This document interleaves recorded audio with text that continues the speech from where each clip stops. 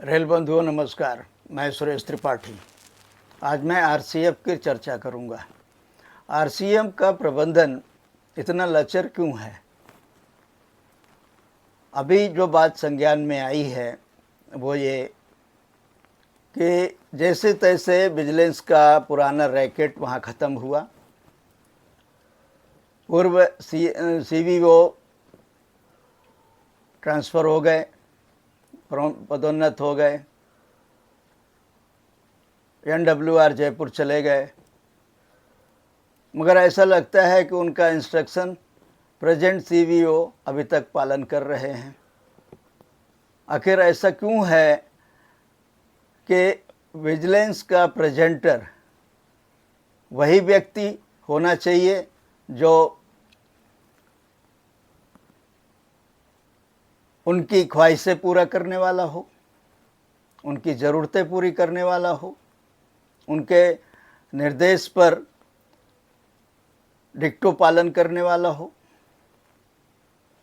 अभी उसका cooling period पूरा नहीं हुआ। मैं एक्स सीबीआई अरविंद कुमार त्रिपाठी की बात कर रहा हूँ। अभी विजिलेंस आरसीएफ ने विजिलेंस प्रेजेंटर की एक जगह निकाली। हालांकि इसकी कोई परंपरा नहीं है, इसकी ज़रूरत नहीं है, मगर फिर भी निकाली गई। तो केवल एक्स सीबीआई अरविंद त्रिपाठी को एकोमोडेट करने के लिए अभी कुछ ही महीने पहले उसको विजिलेंस से निकाला गया। मैनिपुलेशन की पराकाष्ठा ये है कि उसको पहले सेल डिपो में रखा गया, जहां उसने अनकंफर्टेबल फील किया यूनियन के पदाधिकारियों के सहयोग से और कुछ खास अधिकारियों के फेवर से। उसमें विजिलेंस डिपार्टमेंट का भी सहयोग है। उसको फर्निशिंग डिपार्टमेंट में डाला गया तुरंत। फर्निशिंग डिपार्टमेंट में डिपो इंचार्ज या सबसे नीचे का अधिकारी एसएमएम है, सीनियर मटेरियल मैनेजर। उसको वो रिपोर्ट नहीं करता। डिप्टी सीएमएम ने उसको डायरेक्ट अपने अंडर में रखा है। क्यों? आखिर नीचे का अधिकारी अथॉरिटी नहीं रखता। आपने क्या उसको एक्सटॉर्शन के लिए रखा अपने लिए? और यही काम अब क्या सीवीओ विनोद पाल करने जा रहे हैं, विनोद वाजड़ करने जा रहे हैं? उनको अरविंद त्रिपाठी ही क्यों चाहिए? 4000 लगभग कर्मचारी काम करते हैं आरसीएफ में, उनमें से इसके लायक कोई एक दूसरा नहीं मिला। और विसंगति ये है कि डिप्टी सीएमएम ने डायरेक्ट उसका एप्लीकेशन फॉरवर्ड कर दिया बिना पीसीएमएम के संज्ञान में लाए हुए, जबकि रूल है कि पीएचओडी के कंसेंट से ही ऐसा कोई एप्लीकेशन फॉरवर्ड किया जाएगा।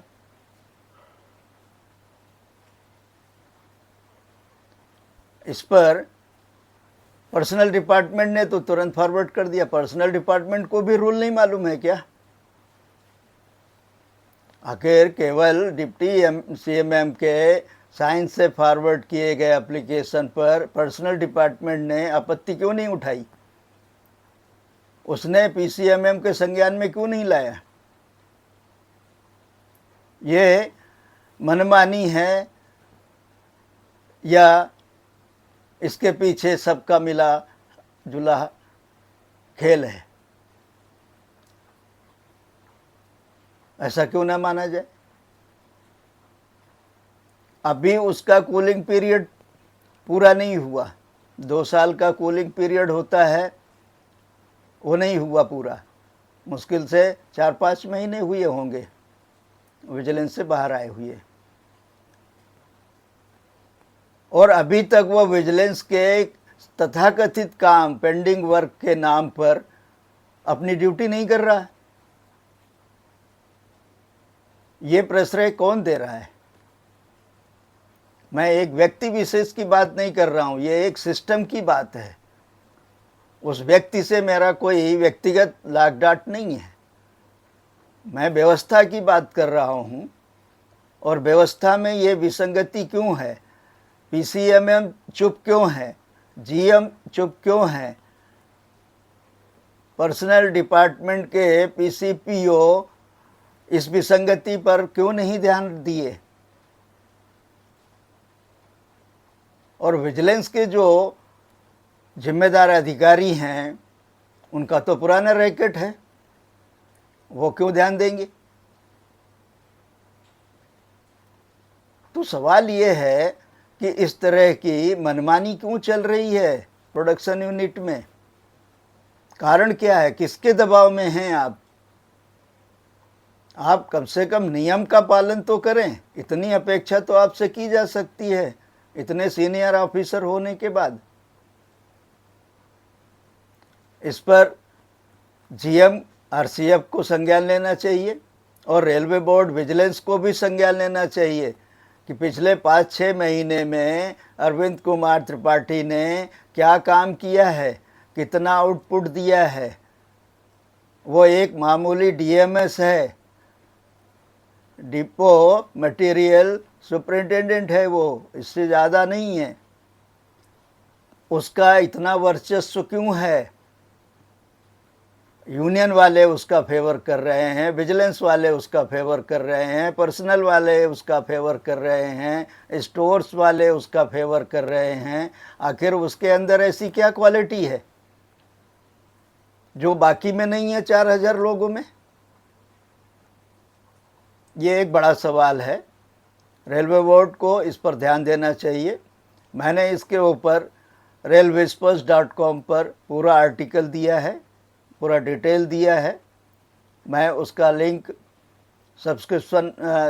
डिस्क्रिप्शन में दे रहा हूँ, उस पर आप जा कर के पूरा आर्टिकल पढ़ सकते हैं और समझ सकते हैं असलियत क्या है, इतनी विसंगति क्यों है सिस्टम में, सिस्टम स्मूथ क्यों नहीं चल रहा है।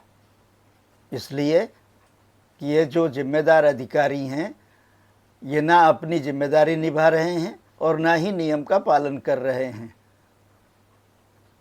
अगर शीर्ष नेतृत्व लचर होगा तो ऐसा ही होगा। धन्यवाद।